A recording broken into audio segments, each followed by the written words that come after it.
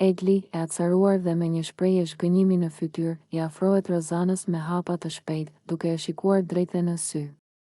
Zemërimi i saj ndihet në ajër, ndërsa zëri i dridhet nga nervozizmi. Rozana, unë nuk e di më se çfarë të besoj për ty. Ti je njeriu më i keq që kam njohur ndonjëherë. Gjithmonë bën sikur je mike, sikur të intereson për të tjerët, por në fakt nuk bën gjë tjetër veç se flet pas shpine dhe përpiqesh të helmosh gjithçka. I thot ajo me ton të ashpër. Rozana, e befasuar nga sulmi i papritur, e shikon me habi dhe pastaj buzëqesh me ironi. Egli, seriozisht po ma thua këtë? Unë flas pas shpine? Po ti vetë çfarë bën gjithë kohës? Apo vetëm kur e bëjnë të tjerët të duket keq? Egli shtrëngon në ofullën dhe i afrohet edhe më shumë, duke mos dashur t'i lërë hapësirë Rozanës të shmanget. Po, ti flet pas shpine. Unë të kam besuar, të kam konsideruar mike, dhe ti çfarë ke bërë?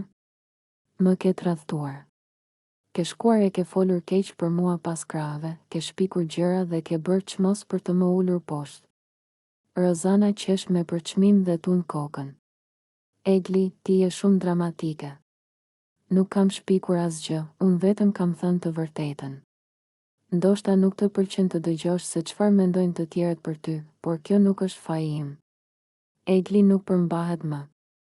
Të vërtetën? Pse nuk ma the në sy atëherë? Pse kishe nevojë të flisje fshehurazi? Sepse e di shumë mirë që je e pabesë dhe nuk ke guxim të përballesh me mua. Tensioni rritet gjithnjë e më shumë. Banorët e tjerë fillojnë të kthejnë kokën nga ata, duke kuptuar se debati nuk do të përfundojë lehtë.